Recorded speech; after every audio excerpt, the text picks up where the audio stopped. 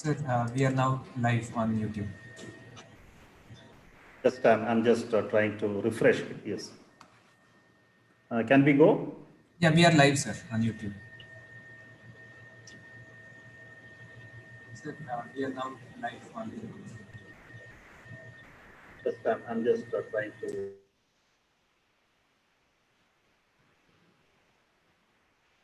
Dr. Prashanth and Dr. Balaji, shall we start it? Yes, sir. Yes, sir. Yes. Good afternoon, viewers. Welcome to a webinar on the physical and emotional well-being of adolescents. It's a webinar hosted by Excel Public School, Mysore, in association with the Indian Academy of Pediatrics, Mysore branch, and the Mysore Adolescent Health Academy. We will be starting this webinar in a couple of minutes. We have the speakers for this webinar already joining us. We have with us Dr. N Mothi, who will be joining us in a few seconds. We have Dr. D Balaji and Dr. R Prashanth, eminent pediatricians in Mysore, who will be addressing on various relevant topics related to the theme for this webinar. As we all know, adolescence is a transition phase from childhood to adulthood, and it's marked by several biological, cognitive, and psychosocial changes. It's also characterized by neurobiological, and physical maturation, leading to enhanced psychological awareness and higher level of social and emotional interactions. We all know that during adolescence, children demonstrate a tendency to experiment and seek novel experiences. They show a heightened sense of vulnerability, a low risk perception, an intense desire for independence, and an inner search for self-identity. And all these things gradually shape of their personality throughout the developing years. The adolescents also face academic, interpersonal, and emotional challenges during this time. So as we all know, especially the parents and the teachers who are listening to me, along with the adolescents, we need to develop a more positive and promotive mental health among our adolescents. Unfortunately, the statistics that come out these days about the mental health of adolescents these days, it's not that very promising. In 2015-16, there was a national mental health survey conducted by the National Institute of Mental Health and Neurosciences, the NIMHANS in Bangalore, under the purview of the Union Ministry of Health and Family Welfare. It reveals that about 9.8 million teenagers in the age group of 13 to 17, they suffer from depression and other mental health disorders. And this NIMHANS report states that these adolescents are in need of active intervention from mental health professionals. In 2017, there was also a report by the World Health Organization. It's called the World Health Organization Report on Status of Mental Health of Adolescents in Southeast Asia. This report also speaks about the poor status of mental health of the Indian adolescents in particular. This report says about 1 out of 4 adolescents in India is going through depression.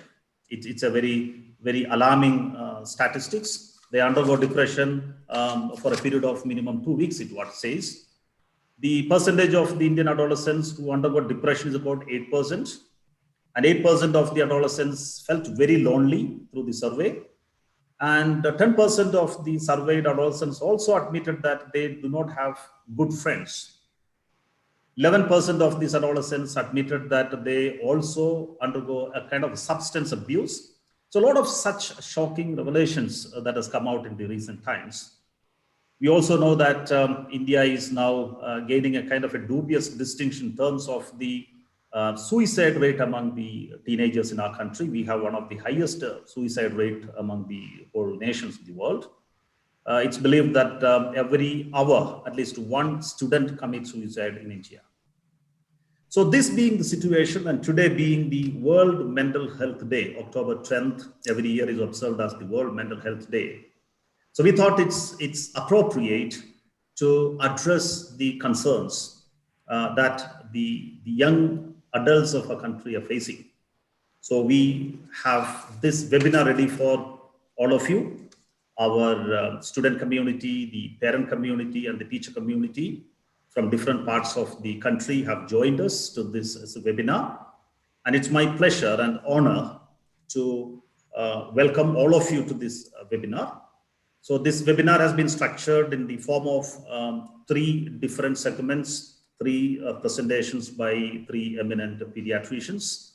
We'll start with Dr. Balaji and then Dr. Prashanth, and we'll be concluding by Dr. Mothi, the three speakers. And the last part, the last quarter of this webinar would be meant for addressing the questions. So if the viewers, if you have any questions based on the topics, the points discussed here, please feel free to put your questions in the chat box. We'll take up the questions towards the end of the session. We expect this webinar to be lasting for a little over 1 hour. It's my request to all the viewers to stay with us till the end of this program. They said this is a very, very relevant topic, something that we need to address with the importance that it deserves, the life of the adolescents in our country, the teenagers in our country, something that we need to pay serious attention to. So it's my pleasure and it's my honor to welcome all of you to this webinar on physical and emotional well-being of adolescents.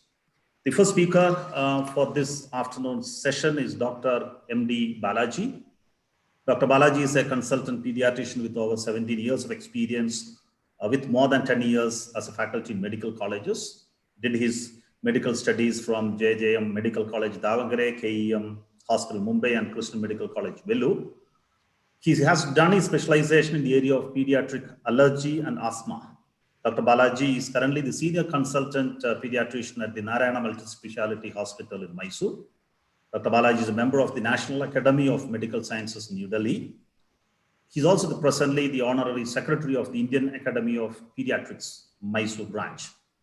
Dr. Balaji would be addressing on the topic, pubertal changes, what parents and teachers need to know.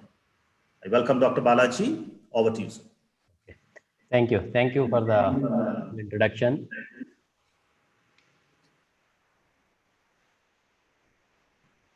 So, good evening to everyone.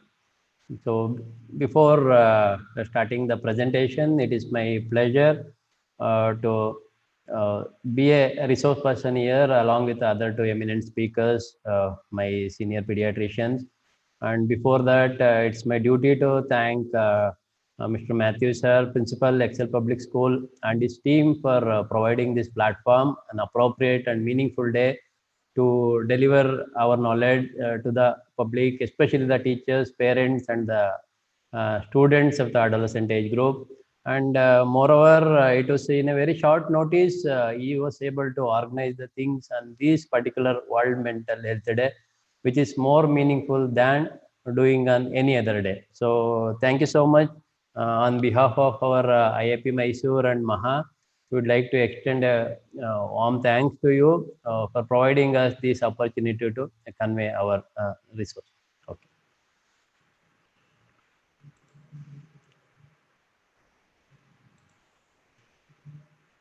So,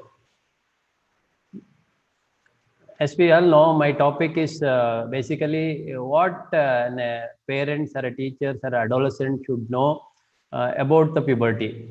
This is basically, I will be using a little bit of a common man terminologies during my talk to make you to understand. There may be one or two of the medical terms in between. So I think which everyone will be able to understand. If any doubts, as sir already said, it will be discussed at the end of our all the three speakers sessions. So as you all seeing, there is we can see a glass bridge, which is a famous destination in China, where the people found it very adventurous to cross over this bridge. Why I am depicting this picture in our topic? As we all know, puberty also is like something like an adventurous ride where a child need a support to cross over from the childhood to adulthood, to cross that adolescent bridge. So it's a thrilling bridge between the childhood and adulthood. So that is just a correlation between the picture what we are showing. Then coming to what is puberty. So as a medical person, as a teacher, as a parent, what are the things we should know as a puberty? It is nothing but a hormonal changes, a sequence of different processes and stages to attain the physical sexual maturity wherein the body organs grow, and most important, the growth spurt takes place, and secondary sexual characters will appear, and they attain a status of fertility, and major psychological changes are achieved during this puberty. It is just a transition stage from childhood to adulthood. So that's what we conclude. So, and in my talk, why I'm giving more importance to the teachers about the puberty, because we all know as a teachers, they are the one who will spend most of the time with these age group children in their schools, and it is easy for them to address the particular issues in a group of people where the individual person will not be embarrassed, and and it is the time where they can identify the crisis in a student, and they can address the particular crisis in a appropriate way. And usually our teachers, they act as a almost a bridge between the parents and the adolescents. So once the teachers are trained in these normal variations what we see, they can help generation of students, they can teach thousands of students. The informed teachers are better able to understand the adolescents. So that's why we made them to know the facts and myths about what the adolescent they should know. And they can discuss the various bothersome issues in this space, and they help bringing awareness among the adolescents, and they help the students in handling the difficult situation in an appropriate way, and they can address a group of people where an individual student is not targeted. It's a little bit about the small terminology. What are the different stages of childhood we see before we reach adolescent and late adulthood? So infancy, we call it as any child from birth to 1 year is labeled as infants. And during this period, most of the time, these are dependent on the caretaker, especially the mother. So during this period, the infant develops trust and are dependent on others. The next stage, what you call it as early childhood, it is between 1 to 3 years of, and it is also called as a toddler age group. The children learn, they can do some simple task on their own, and they become try to independent and doing some tasks like walking, talking, and they running, and create some small so these are the things they try to learn out of the trial and errors in the early childhood. In the middle childhood, what you call it as also called as a preschool age. It is between the age of 3 to 5 years. There is an increased mental skills during this preschool period. They give a children the ability to play, make believe, and imitate the real life situation. So this is more important, the preschool age group. Nowadays, this is the age group where we make the children to be in the schools, and the same thing will be adopted in the particular schools. Late childhood, in this stage, the children begin to interact and more with their age group and friends group. They gain mastery over the activities, what they do. So, and this is the important period before entering the adolescent. This late childhood, also we call it as a school age group. So this is very important in the before entering the adolescence.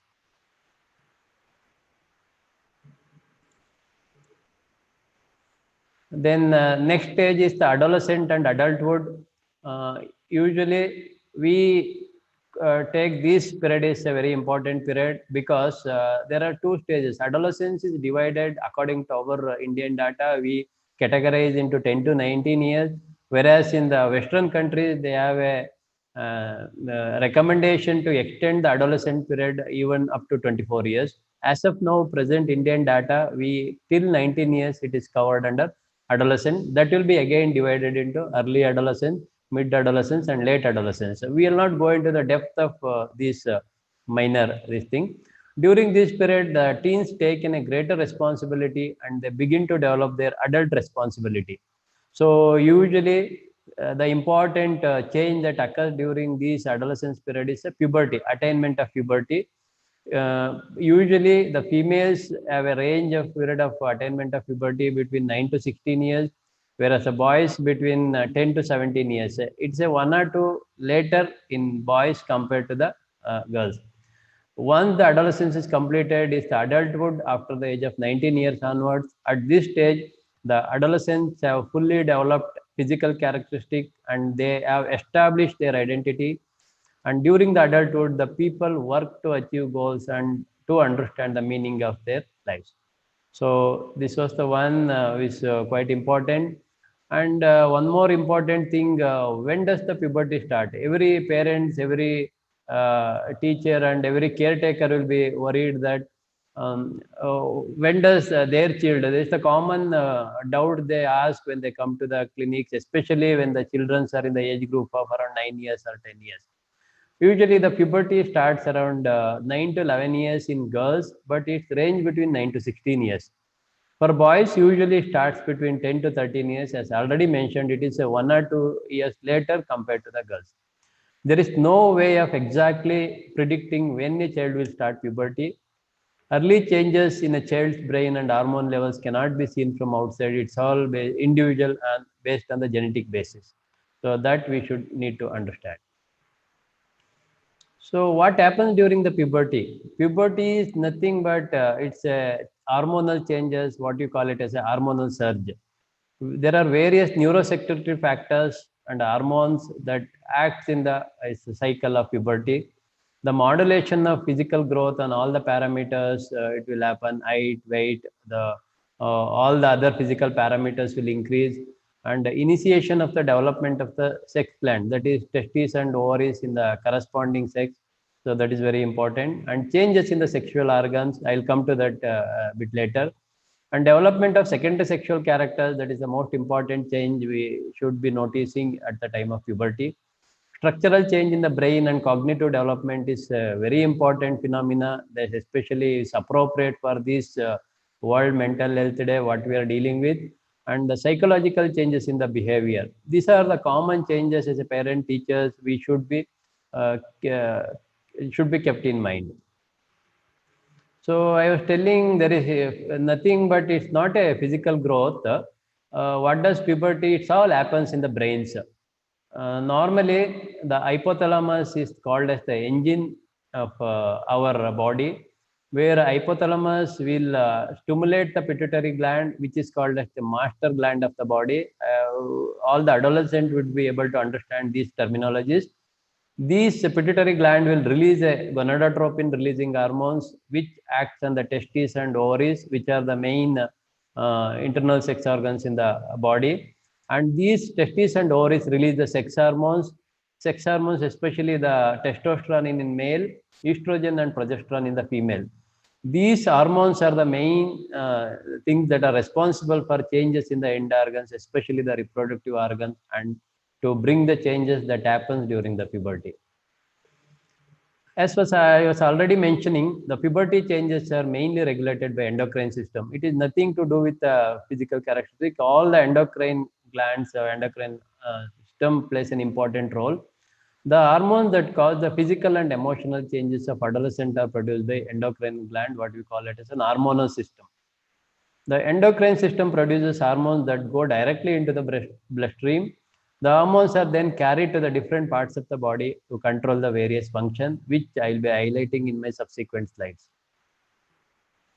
The important landmark, what we will be noticing as a growth spurt, the common question when the parents bring their kids to the clinic at the age of 6 years, 7 years, the common question they ask as a pediatrician we face each and every day is, sir, my child will be as tall as me. Is my child will be as tall as my husband? So, or if we both are short, we expect our child to be tall. These are the common questions, especially when we notice in a parent. But these we cannot predict during that period. If at all we want to predict, we tell the parents to wait for the growth spurt. And in other terminology as a medical profession, we use a formula of a mid-parental height. We take the average height of both parents and mother and father, And based on that, we can predict what height the child will attain in the adolescent. So especially nowadays, the stature has got an important landmark, especially in case of their physical growth. It is nothing but the rapid increase in the height. It lasts for 2 to 3 years. About 20 to 25% of the adult height is attained during this phase of growth spurt. It occurs 2 years earlier in girls than boys, I was telling already. In girls, the growth spurt is typically precedes the onset of menstruation by about 6 months. Maximum weight the girls can gain during the growth spurt is around 24 to 26, around 25 centimeters. Boys will gain around 27 to 29, average of around 28 centimeters. This is the common important thing we see during the growth spurt. So what other changes as a parents and a teacher we should aware of the changes in the sex organs in the boys? In these pubertal changes during the adolescence, the testes starts producing the hormone, what you call testosterone. All the changes what we see in the boys in during this period of development is all because of the testosterone. The primary sex characteristic develop because of this hormone. There will be enlargement of the testes and scrotum, which is followed by a year later by growth of the penis, and the internal organs like seminal vesicles and prostate develop during this period. And the first ejaculation, or you call it as emission of the semen, may be the result of masturbation or during the sleep. We call it as a nightfall or a wet dream. You can expect around 13 to 14 years of age group. These first emissions are usually do not curtail a fertile spermatozoa. So these things should be aware as a parents. And what are the other key changes we can expect during the puberty in a boys? So as we all see, the children will be more worried about their muscularity and other things, especially the boys during the pubertal changes. We see them going and work out in the gym, joining some sports, doing some physical exercises to make sure that they look well. So beginning of the puberty, usually 10 to 13 years old, the first pubertal change, and then penile enlargement begins approximately 1 year after the testis begins enlarging. The appearance of the pubic hair in around 13.5 years old boy. Nocturnal emission, I was telling, it is 14 years old. It's commonly seen. One more important, hair under the arms and the face. And again, the voice change, sudden change in the voice, which most of the parents will notice, and they get scared. And sometimes there is a situation where they need to consult a doctor also. But we have to reassure and take the proper history and tell them that this is normal for their age group and their development because of the hormonal change. And acne is an important worrying for the especially the boys and girls in pubertal age group. We need to treat and reassure them, and that's all because of the hormonal changes. So, and increased muscular development. These are the key changes we see in case of boys during the puberty.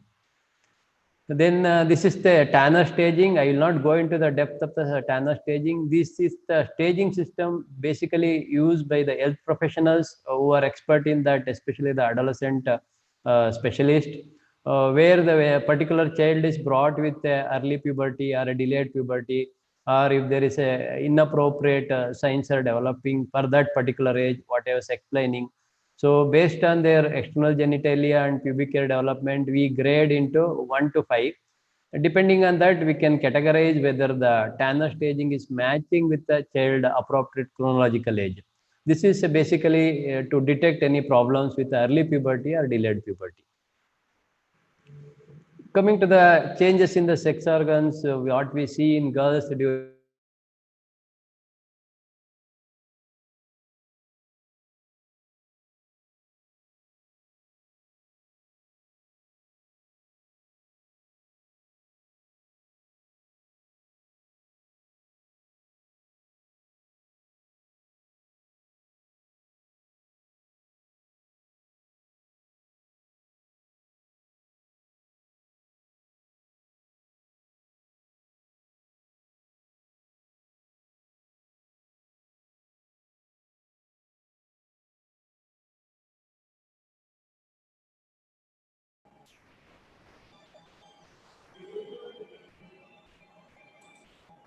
so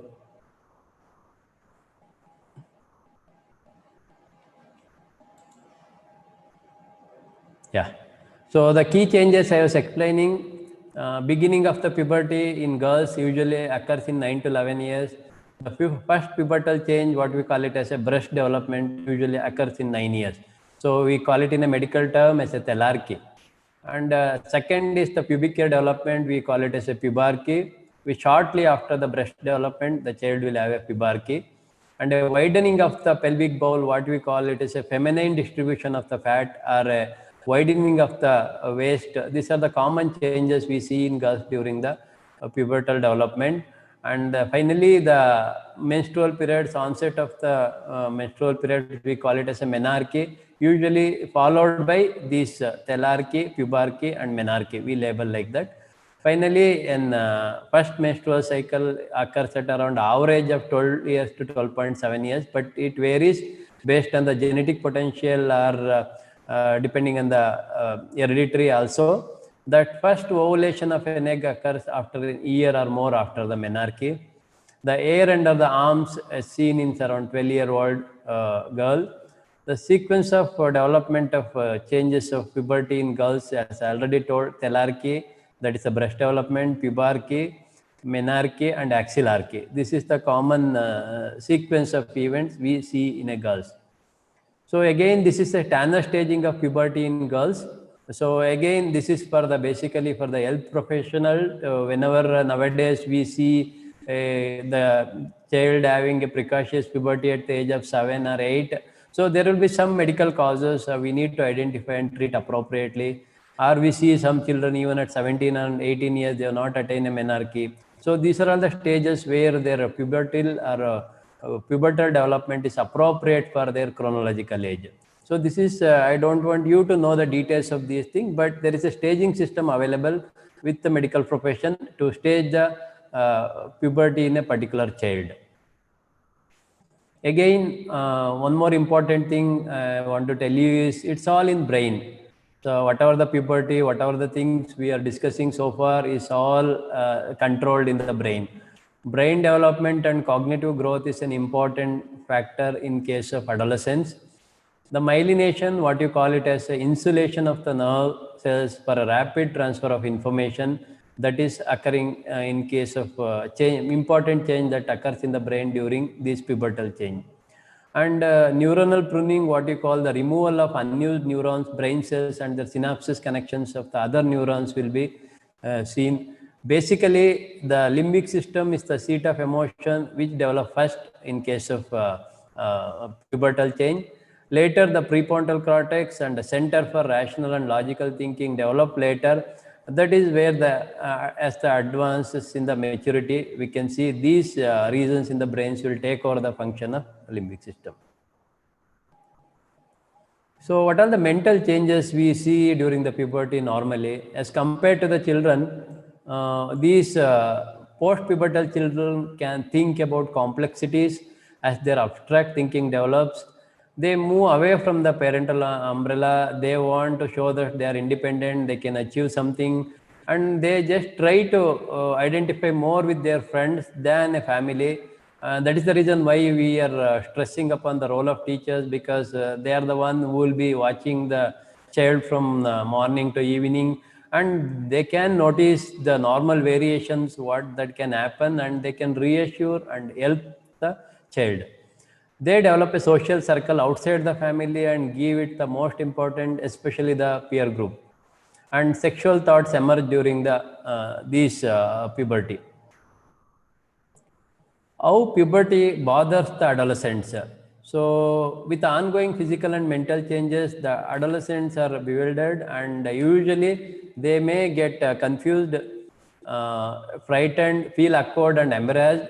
They may feel sorry or guilty about certain physiological changes that they see in themselves. They may be worried if something is going wrong with them. It may cast effect on their self-esteem. They may feel losing control over their bodies. Body image issues are thus very common during this adolescent period. They are confused regarding their sexual feelings. So we as a teachers and parents should know what are the normal in that particular age, and we have to reassure and take care of whatever the doubts or requirement they have during that particular period. Common worries in boys during the puberty, what they think themselves, it may be normal for that particular age. Late bloomers are nothing but who are matured before their peer groups or after their peer groups, are anxious to see their peers grow faster. They attain that delayed maturation. The size of the external sex organ, they will be worried. Physique and muscularity, beards and mustaches, nocturnal emission, what you call it as a night falls, are due to masturbation. The fear of indulging into sexual activities, and gynecomastia is the common we see in child with, especially nowadays because of the obesity, because of the hormonal changes, breast development in a boys which is abnormal. So it should be reassured and managed appropriately. These things sometimes child will feel embarrassed to disclose to their parents. So it is a right time for the teachers to know that and interfere and guide them. So again, in the girls, early bloomers, especially those who mature earlier than peer groups, are more worried. They have a fat deposition, breast development, widening of the hips and feminine look. Sometimes they may feel it may be awkward. Their complexion, acne, hair growth are issues they ponder on a lot.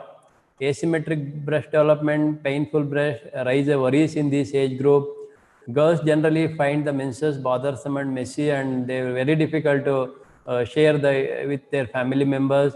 And normal vaginal discharge may also bother them, which may be a healthy discharge. That should be reassured by, especially in a group of girls when the teachers are addressing these things.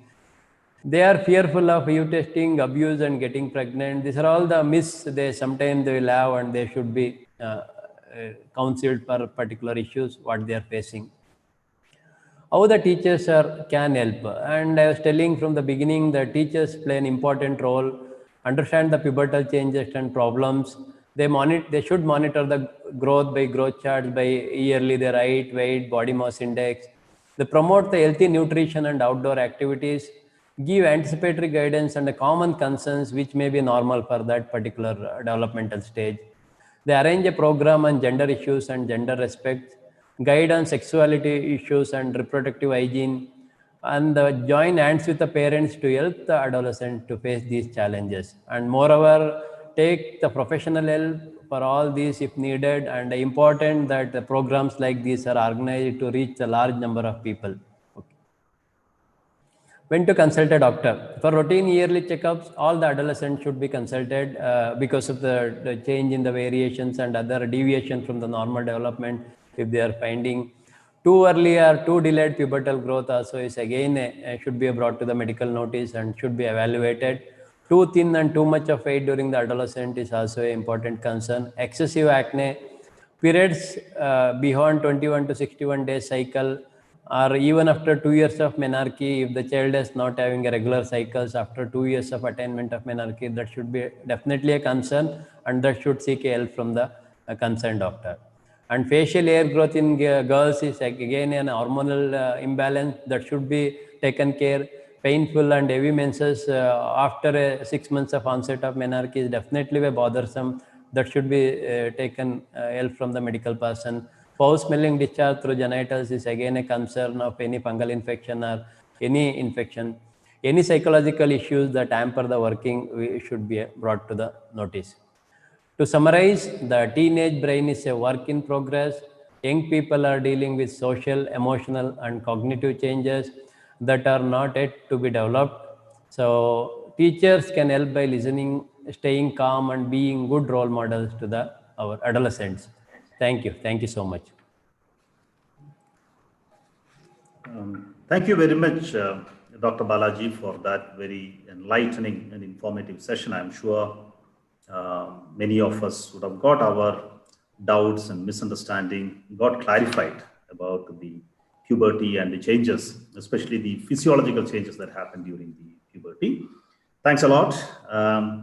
Please stay with us towards the end. We may take up a few questions. We can expect a few questions from the viewers.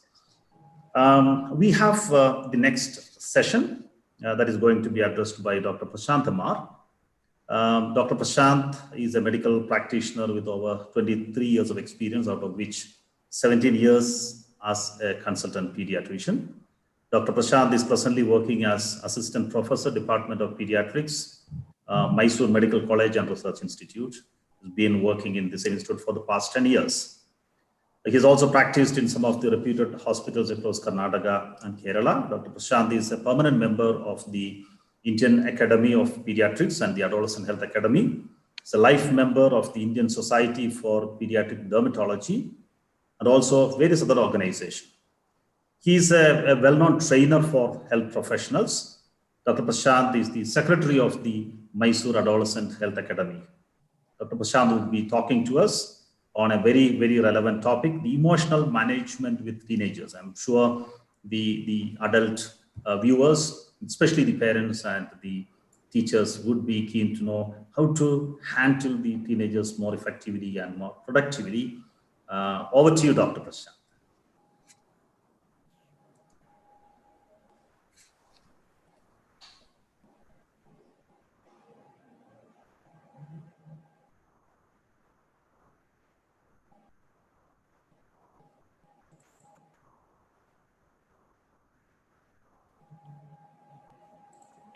Thank you, sir. Thank you for those kind words.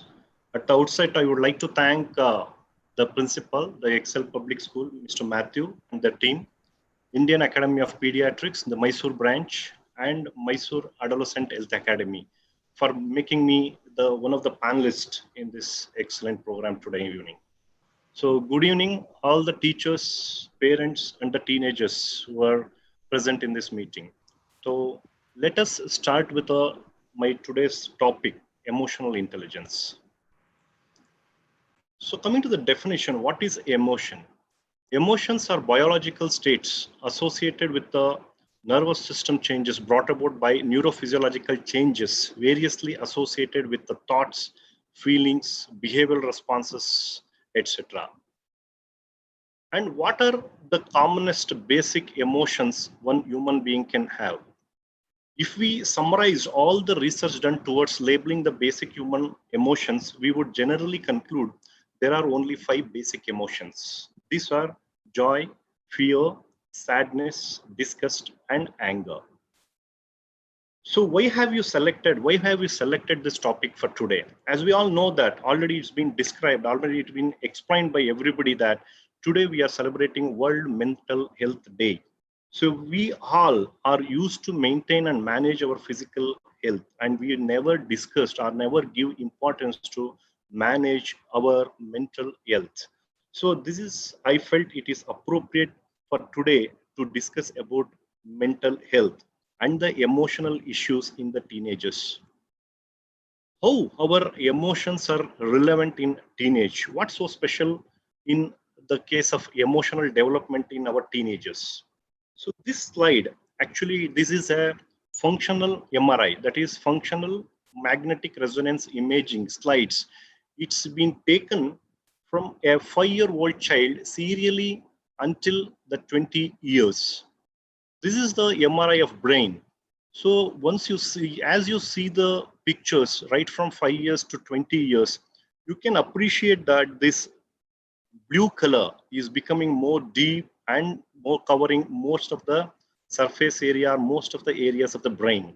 So that this shows that our neurons, as the age progress, it keeps on maturing until 20 to 25 years. And this is the last picture which has been taken for 20 years. And still you can see that some areas has been not yet matured. That shows that until 20 to 25 years, the neurons will be maturing so that we can understand what all the emotional situations or the turmoil situations will be happening in adolescents. To make this concept clear, let us see the next slide. As a human beings, human brain has got a lot of centers which can control our anatomical and also physiological activities. Among them, as far as emotions are concerned, the 2 centers are very important to understand. One is a limbic system. This is situated in the base of the brain and which manages our emotions. In teenagers, this limbic system would have got matured early, as probably by 14 to 18 years, and it is highly active. Whereas one more center that is called as a prefrontal cortex, which is situated just behind our forehead. This center mainly controls our emotion as well as our rational thinking. Fortunately or unfortunately, though the maturation starts by 14 to 18 years, the complete maturation of this center would take until 20-25 years. So still more this thing clearly, if you want to understand, let me give an analogy.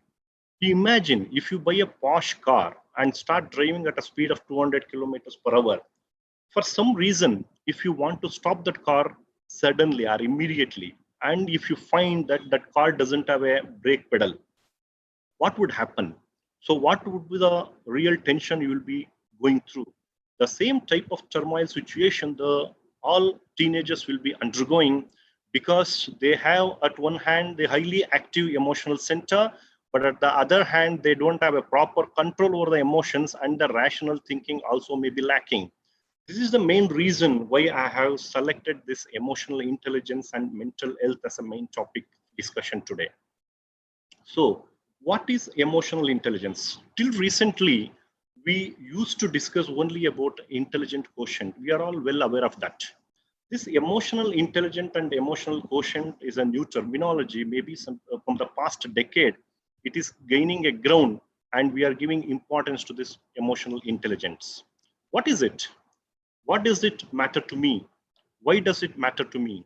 Emotional intelligence is a concept that relates to how we manage ourselves and how we relate to others.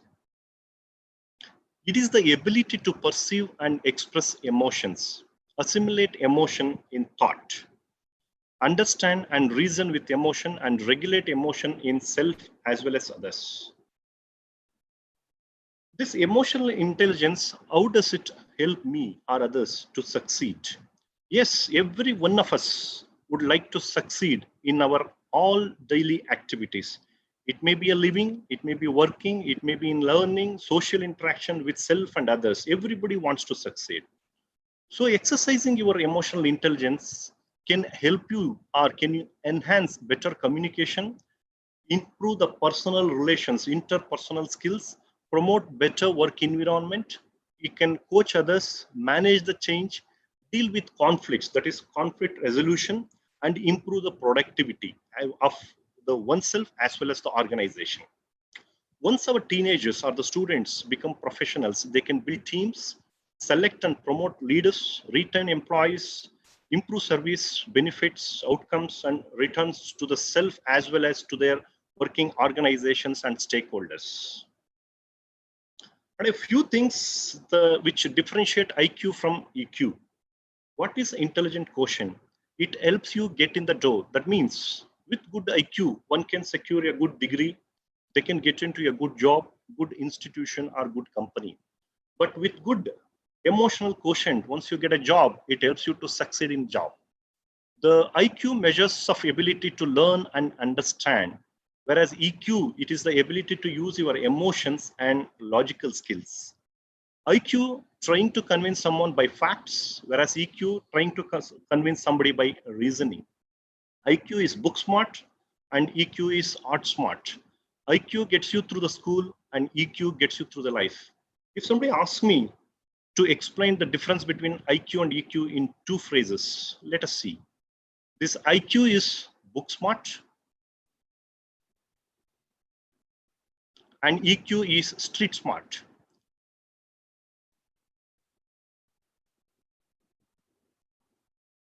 And according to many scientific studies, if you imagine this iceberg as the success, this tip of the iceberg, which we can obviously see, comprises IQ that can predict only 1 to 20% of our success in any job.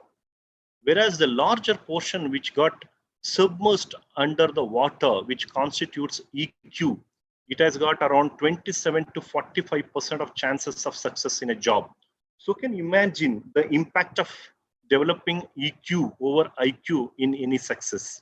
So both together, if one has good IQ along with good emotional quotient, definitely he can succeed in whatever the area, whatever the profession he chooses to have.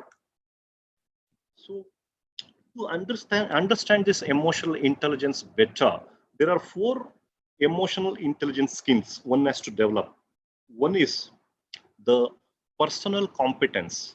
what all things we can change, we can understand ourselves, and we can change within ourselves. That is self-awareness as well as self-management. The next one is social competence. That is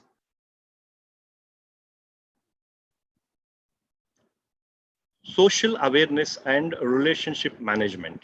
So let us try to understand one after the other. The first thing is personal competence.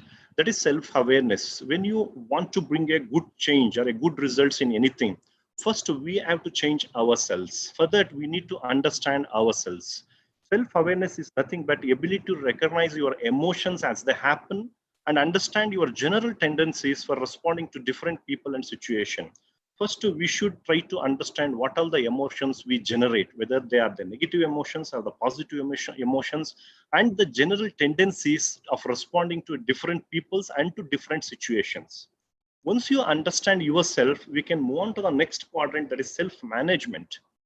Once you know what type of emotions you are really generating, you can always modify and learn to modify your negative emotion to the positive emotions, and the way you interact with other people and the way you interact or behave in any given situation. So with this personal competence, so what social awareness we should have? Again, this is understanding the other person's emotion towards you, what all emotions he has got towards you, and how that person is really intent to react with you in any situation and in any given circumstances. Once you understand that, you can react to that person appropriately, positively, and can always develop a good rapport and a good relationship in future. So with these 4 skills, so emotion regulation skills, as we discussed earlier, it is key is to understanding ourselves, and you should name the emotions, change the untoward and negative emotions, reducing the vulnerability to emotions, mind, and managing the extreme emotions.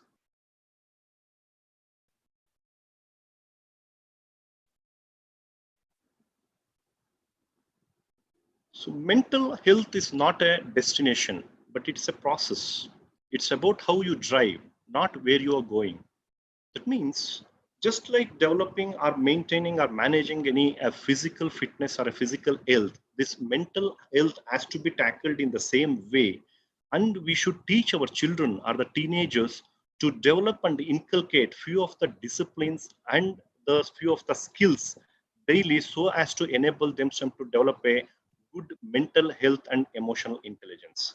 This may seems to be a common whatever the rituals we are following, but with respect to mental health, we need to know in detail. Like for example, get enough sleep. We should always encourage our teenagers to have a good sleep every day, because teenagers are notoriously sleep deprived, and they are not being well rested can lead to trouble controlling teen emotions. We ourselves would have experienced, if somebody has not slept on the previous day properly, the next day definitely they feel edge upset over little reason. They may get frustrated, may become easily angry, and the next day, whatever the assignment they have, they will definitely cannot really do well on that. So the same thing can happen with the students and teenagers. As a parents, always insist your teenagers or your children to get enough sleep. Eating a healthy diet, these things we all of us know. Eating high carbohydrate diet, a high sugar, high fat diet, and a junk food, which really affects our health. So in the same way, that what the type of the food we take, the type of food we take also influences our mental health or the emotions what we generate. Therefore, ask your teen to take a good look at what he or she is eating, and to try to minimize the junk food while maximizing the food like fruits, vegetables, lean proteins, etc.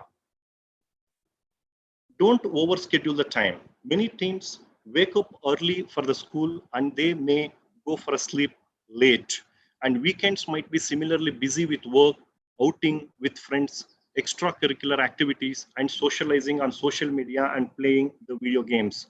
While it's great to keep busy, but being overscheduled can cause your teen to become cranky and overwhelmed. If they are overscheduled, they cannot plan things for the next day. what is the amount of time they're supposed to spend on the sports, what's the quantity or amount of time they should spend on the food or the sleep or the rest to school for their studies. So once they are over scheduled, they try to mess up everything, and they ultimately they land up in a turmoil situation. Exercising, this also every one of us are familiar that exercising every day will give us a good health, maybe, and also we can avoid getting into diabetes, hypertension, cancer and whatnot. But so we should understand that exercising regularly can also really daily it can brings down our stress, anxiety and depression, all of which can cause severe mood swings, irritability, sadness, anger and other emotional issues. After exercise, our body can produce or synthesize many of the hormones or the chemicals which are vital to maintain a good mental health, like dopamine, serotonin, and endorphin, to enable and to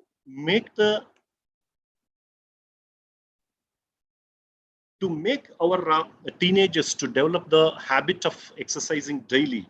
Always be a role model. Instead of just teaching or preaching, your teenagers will not make them exercise daily. So that be a role model and start exercising daily for ourselves. Then you ask your teenage to join. Let that become a family affair, so that everybody can do the exercise daily and routinely, regularly. Learn the relaxation techniques. It's yet another important thing, because we can't expect all the parents and teachers to be with the teenagers in the difficult situation or some stressful situations. So that I would request all the school authorities or the school management to include meditation and yoga in their regular curriculum. And if you really teach the teenagers or the students how they can cope with the stress, how can really surpass this any stressful situation with the help of meditation and yoga, when they come across that stressful situation, they themselves can overcome that and can always manage their mental health appropriately. Encourage keeping a journal for teens' emotion. Writing down worries, disappointments, and even happy events can help your teen channel his or her strong feelings into something productive. Your teen might enjoy writing down the best and the worst thing what had happened each day. Another great option is to keep a gratitude journal. This can be a running list or a descriptive paragraph of things that your teen is thankful for. It can help them stay in a more positive frame of mind. And this is the last important slide of this daily ritual is the talk to a trusted adult. What do you mean by trusted adult? As a parents and the teachers, we always would expect our teens to approach them for advice and help when needed. The truth is that many adolescents hide some of the troubles from parents. Try not to get hurt if your teen chooses to go to someone else rather than you. When young people have a strong feelings, they might not want their parents to worry about that, or they might be afraid of disappointing their parents. Hence, tell your teens to feel free to seek counsel from a favorite teacher or a coach, aunt, or it may be an uncle, family friend, the doctor, or a therapist, or any other trustworthy adult. But as long as they're able to open up to someone trustworthy, this point has to be underlined, and every parent should understand that whenever the teenager wants to go for help with anybody else, any adult, he should be a trustworthy adult, and it is the duty of parents to analyze and to know whether this person is a trustworthy. Only then they should allow these teenagers to take the help or advice from that person. As long as they are able to open up to someone trustworthy, they will still gain the tools to get through the difficult situation. These are the last few slides. Tips for dealing with teens' emotions, for how to deal emotions with teens. These tips are for parents. Give them enough space. Keep calm. Listen and acknowledge their feelings. The teenagers, usually they will have emotional outbursts. They may be they will be angry for some time, and they may become frustrated. They may throw some tantrums, whatever it may be. For them, always acknowledge their feelings and respect the different perspective. You may be having a different perspective. It may differ from your children or your teenager perspective. Respect the differing perspective. provide the outlets, always remain calm, help them understand their moods. And we have gone through all the slides. Always help them and teach them, inspire them, and insist them on learning all the skills of developing emotional intelligence. Help them to understand their moods, maintain the clear rules, boundaries, and expectations. Understand their anger could be making masking other emotions. Again, it is yet another point I would like to make, and I would like to insist on parents that this anger is not always the sign of aggression in a teenager.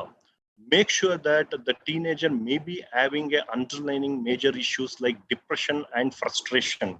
So this depression and frustration in the initial stages, the children may be showing up with anger. That is why don't label any teenager or a child with anger as an aggressive child. Try to analyze the situation and try to understand why he or she is behaving like that, and accordingly you have to help the teenager to come out of the issue or a problem.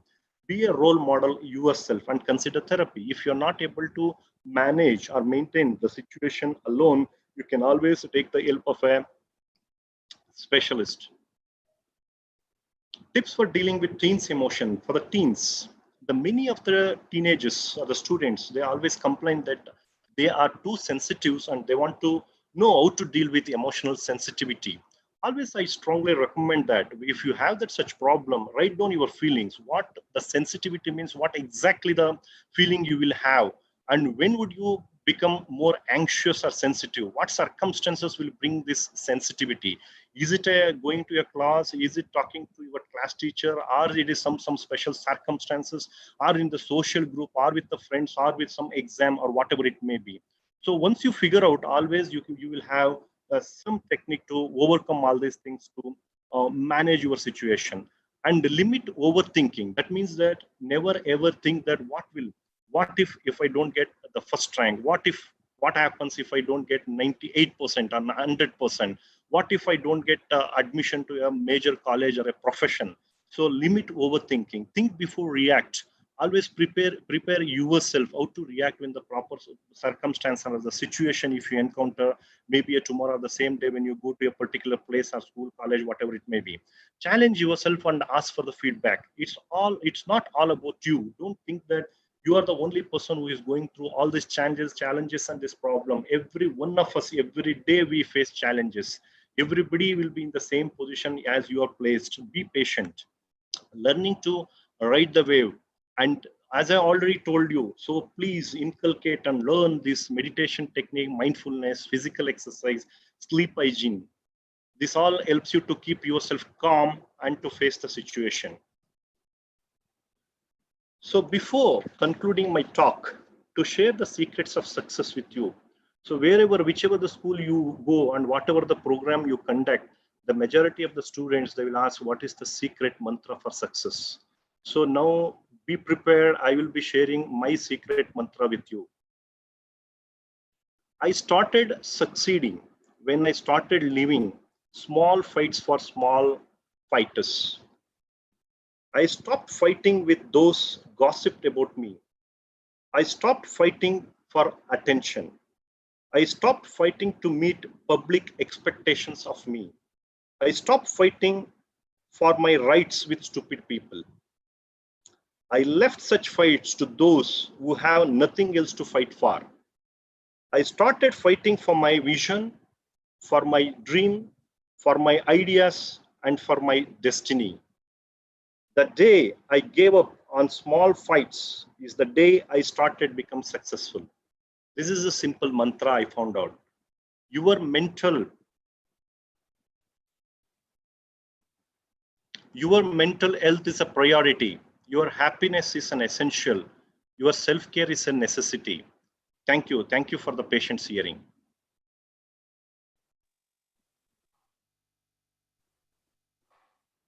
Yes. Thank you. Thank you very much, Dr. Prashanth. That was a very, very informative session. A lot of insights for all of us to take home. Thank you very much for clarifying the difference between the IQ and EQ and the needed importance of giving more importance to the emotional quotient. Also, the emotional regulation skills that you suggested, I'm sure that's something that every student or every adolescent out there listening to us, or to the parents and teachers, I'm sure that they would be able to guide the children to behave or manage their emotions better.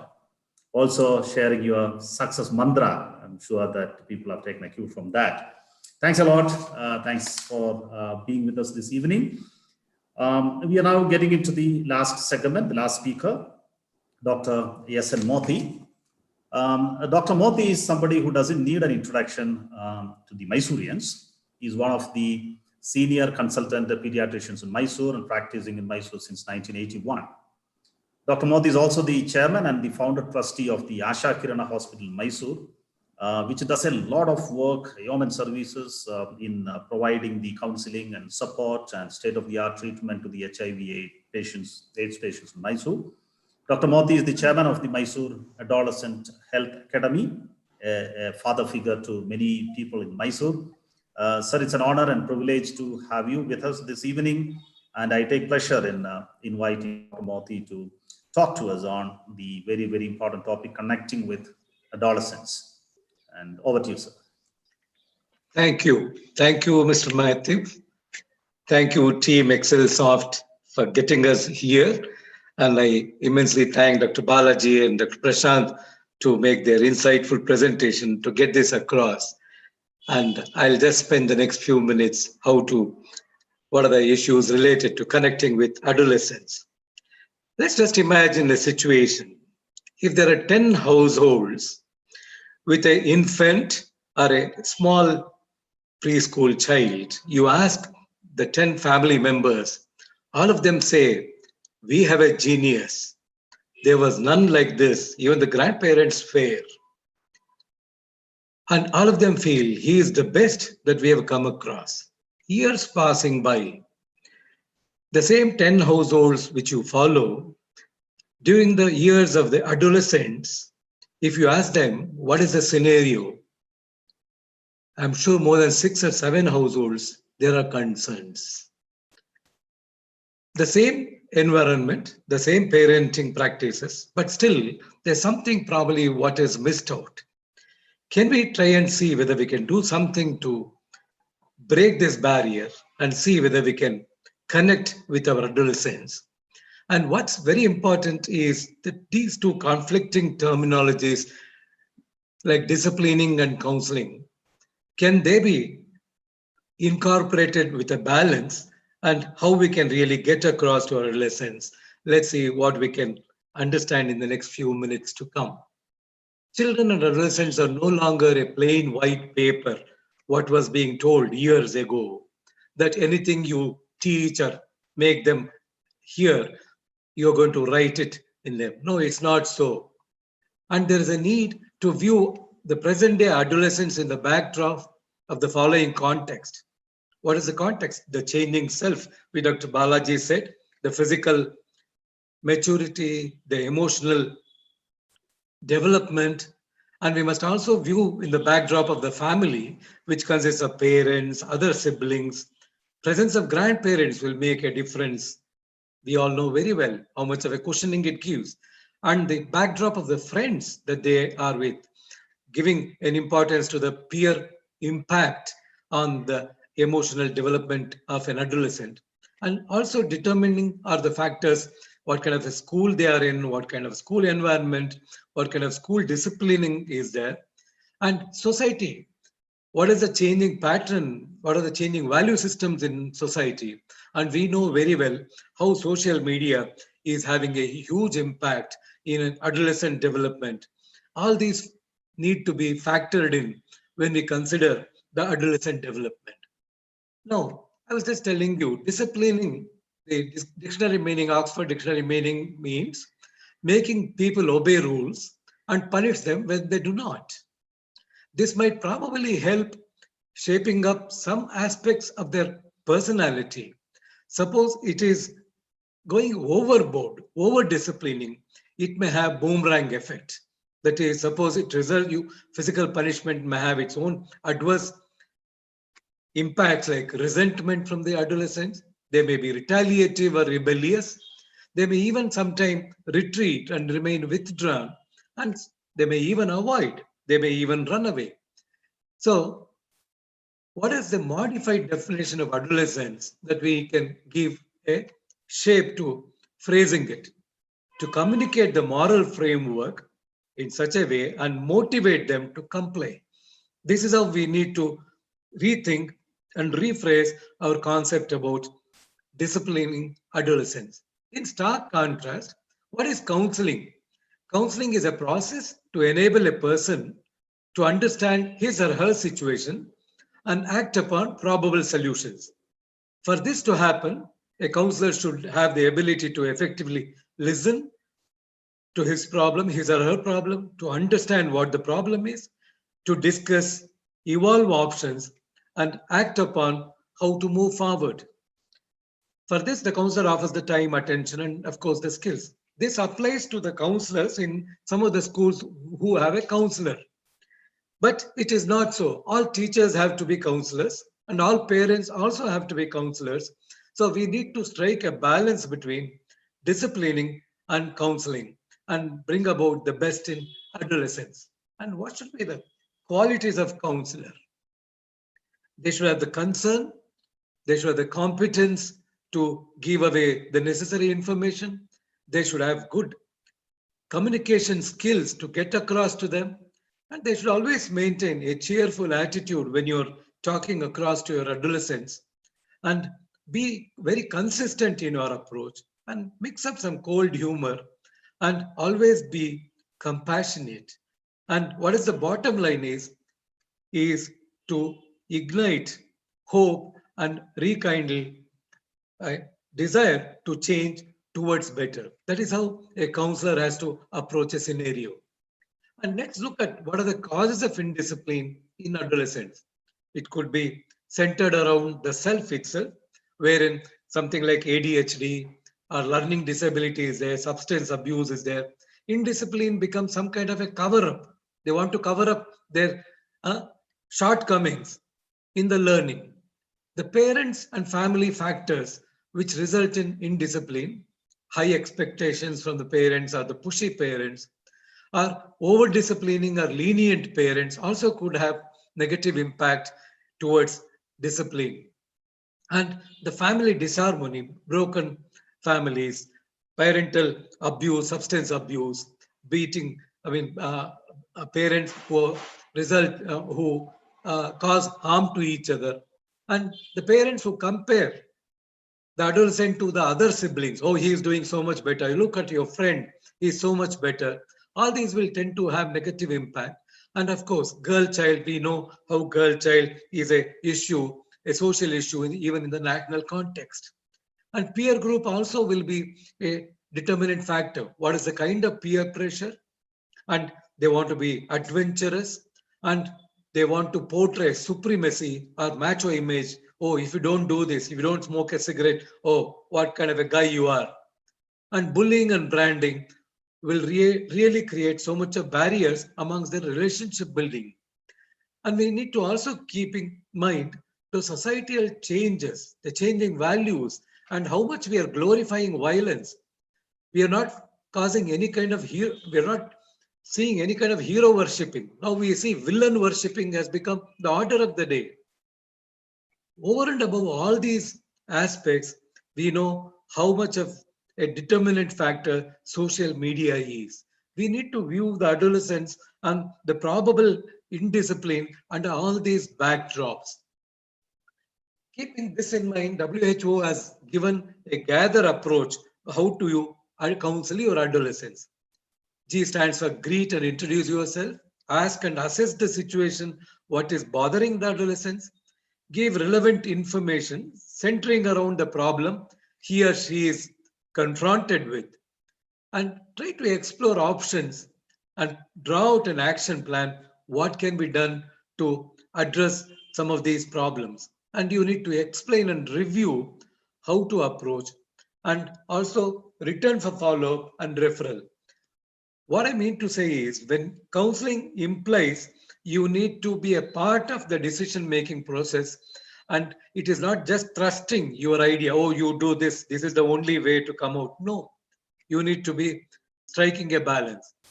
So how to approach the difficult adolescents. Please don't single them out, identify them, and understand what probably are the provoking factors and what are the causes of their frustration. Many a times they may remain withdrawn, not willing to open up. I appeal to the teachers, try to encourage them to open up and elaborate what is really bothering. I'm very sure in the classroom, some of them are there who are really causing a little bit of distortion in the harmony, yes, environment in the classroom. You can always try to give a few devoted moments to understand. If they are timid and hesitant, show concern. You can always make inroads and get across to his or her peers what kind of a peer relationship that they maintain, which is probably having this kind of an impact. And if possible, even do some small group sessions, which will always be bringing out solutions to their problems with the help of their own insights. And whenever you do reprimanding of adolescents, observe restraint. Don't make them feel that you are hurting their self-respect and ego, because adolescent years, like what Dr. Prashanth said, is a period when the emotional intelligence is maturing. They have got a lot of egos inside because they consider they're evolving into a grown-up adult. And 2 into 10 strategy recommended by Dr. Raymonds, who is a great educationist and a clinical psychologist, he says, spending 2 minutes a day with such difficult adolescents on 10 continuous days, quality 2 minutes, will help break the ice and bring them round the corner. Please give a thought, teachers and parents. It is possible you can really bring about a meaningful outcome. And be firm when you talk to them, set targets, and follow up very closely. And what's important is, suppose a child adolescent looks a little depressed, don't venture out too much into counseling. Suppose they've got features of ADHD, suppose there's suggestions of suicidal ideation, or suppose any pointers that they may be into substance abuse. Let the institution heads step in, and parents also to step in and have a collective decision and see whether there is a need for reference. Because many a times teachers, you are in the firing line. Something not going well in the home front, teachers will many a times become answerable. The institution heads also have to become answerable.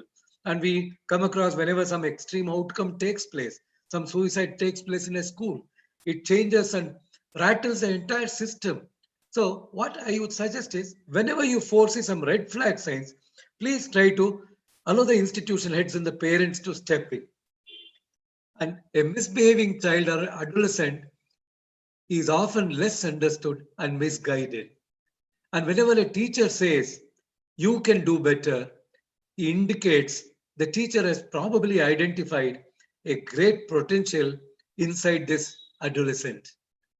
That's the reason I always feel so strongly that teachers have such a sacred role to play, maybe by guiding and shaping the destiny of a hero, a scientist, an artist, or even a great leader. And we know very well how Abdul Kalam used to refer to his school teacher in Rameshwaram, his primary school teacher, and what kind of guidance and values he allowed him to imbibe in those formative years. That this privileged opportunity is there for you as teachers. Give a thought and dwell and work with adolescents in tandem with them. What's the way forward with adolescents? Learning to say no and accepting to take a no in life are important lessons for adolescents and youth. Because we keep telling them to become the high performers, get the best, be the topper. At some point of time, when they become professionals, they become so difficult they can't take a no in life.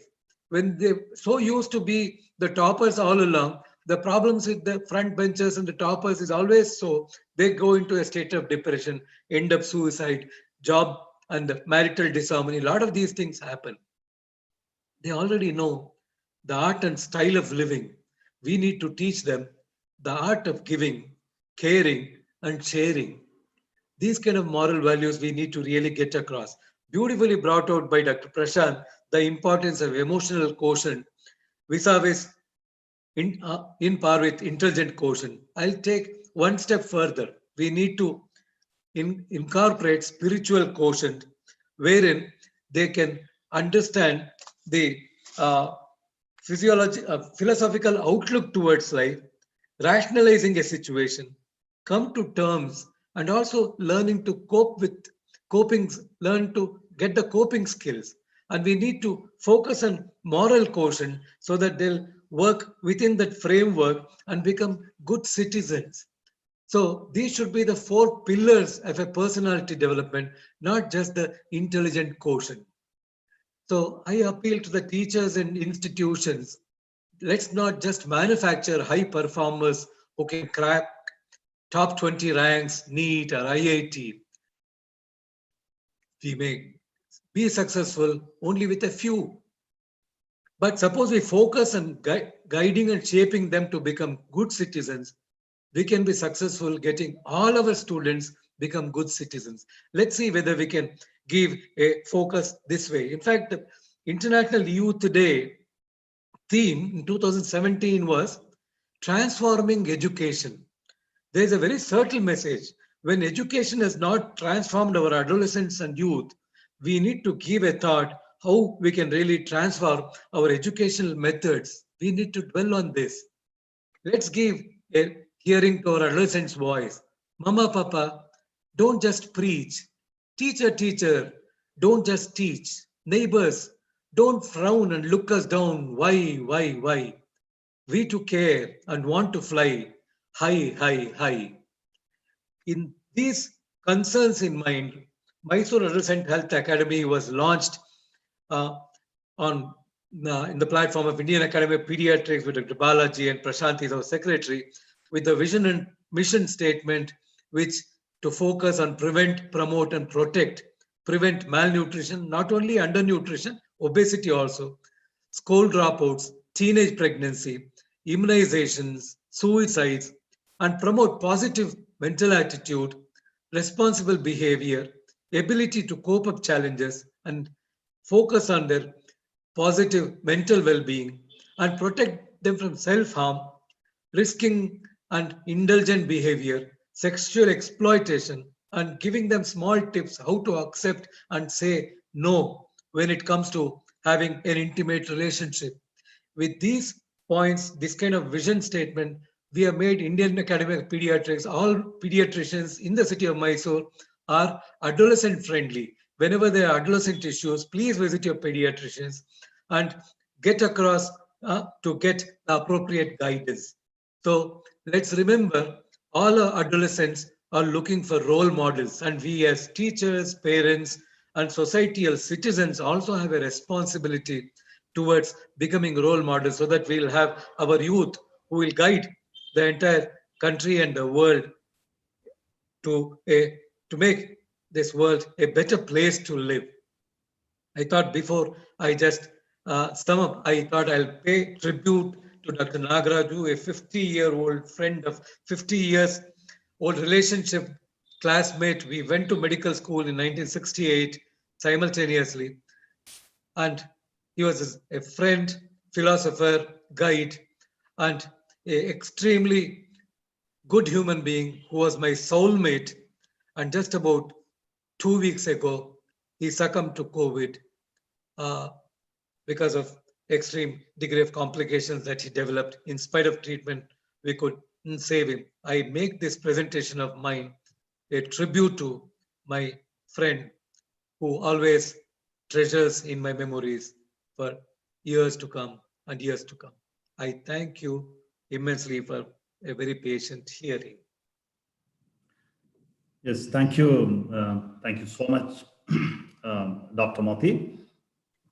That was a very, very insightful presentation, and your experience, your expertise, your exposure, all those things have come for the benefit of all the viewers.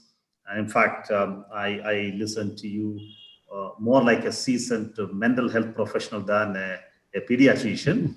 Thank you so much for sharing such valuable insights for all of us, the parents, the teachers, as well as the young adults who are listening to all of us. Thank you so much for joining with us and your precious time with us. We also join you in praying for an eternal rest to your good friend, your mentor, Dr. Nagaraju, and to all the members of the doctor fraternity. On behalf of the parents, the students and teachers, let me express my heartfelt gratitude to all of you. We know what's happening out there, how you risk your life to ensure that the society remains healthy and safe. Thanks to all the doctors on the panel, as well as the doctor, parents or teachers who are listening to us. Thank you so much. Now we have come to the end of the talk by all the expert speakers. My sincere thanks to Dr. Balaji, Dr. Prashanth, and Dr. Mothi. May I know how much time do we have? I know we have overshot the time a little bit. I know you may have to return to your clinics as well. We are close to 5:50 now. Can we take 10 minutes to pick up some of the questions if that's okay with all the three of you? I'll be happy if the three of you can stay with your videos on, and I mean, just throw the questions open. So I would leave it to you to decide who would answer those questions or would respond to those questions. We have some interesting questions that had come. Maybe I'll just mute my video so that I can also see the other screen to share some. Mr. Matthew, what I thought, suppose any questions are not covered, suppose any of this students, parents, or teachers have anything to clarify, they can always send it across on our email. We'll share our email IDs to them. Okay. Right. I'll definitely save all these questions. We'll be really happy to do that because I know the time is quite precious and it's a weekend evening too. There may be patients waiting. I don't want to hold any of you going back to your clinics and meeting the patients who would be very, very impatiently waiting there. Maybe I think that's a good suggestion, Dr. Mothi. We will save these questions. I will also share it with all of you. So if you can come back with your responses on those questions, I'll share it with some of the people who have asked the questions. I see it on the screen. Some of them are our teachers, some of them are parents. And I will also be happy if the viewers can send your questions to me. If there are people who have still not posted your questions, if you can send it across to me. My email ID is matthew@excelindia.com, mathew@excelindia.com. You can forward your questions and queries and comments and feedback. I'll be more than happy to share it with the esteemed panelists. Before we wind up, on behalf of all the viewers who are listening to all of us, and also on behalf of Excel Public School, let me once again express my sincere gratitude and appreciation to all the three panelists, as well as the Indian Academy of Pediatrics, the Mysore branch, as well as Mysore Adolescent Health Academy, for being with us, for sparing your valuable time, especially on an important occasion such as the World Mental Health Day. I remember while our Honorable Prime Minister addressing the nation on the World Mental Health Day in 2017, he said the first step towards promoting mental health among our young population is expressing our depression rather than suppressing it. I think we need to desensitize or demystify. There's a lot of stigma still associated with mental health and mental health related issues. I think the teachers, the parents, and the students sit together and talk about it more openly. I'm so thankful to Dr. Mothi for your concluding observation. It's not about rank holders. It's not about the toppers. It's more about making sensible, sensitive, and responsible citizens who would be an asset to the nation, to the society, and to the families that we need, for which mental health, sound mental health is a prerequisite. And I'm sure we, as responsible adults, the parents and teachers, would let our adolescents fly high and let them fly higher and higher and let them reach where they are capable of reaching, not where we want them to reach. Let that be the message for the day. Once again, thank you very much to all of you for your time, for joining us.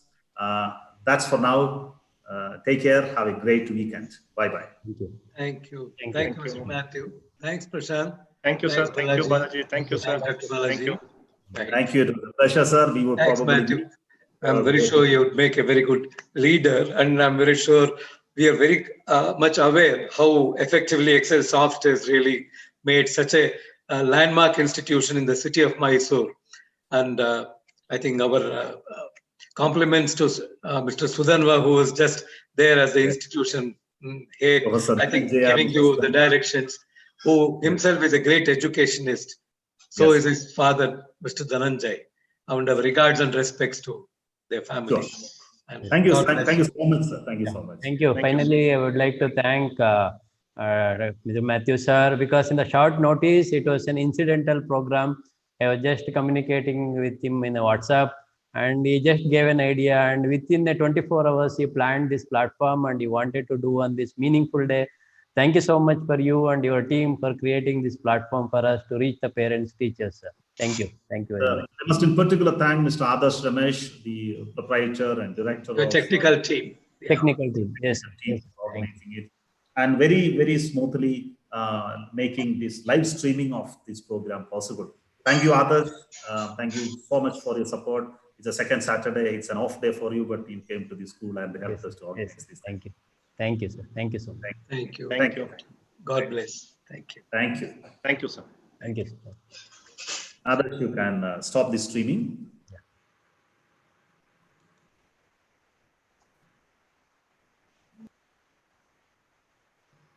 I think it's done, sir. Thank you. Thank you so much, sir. Thank you.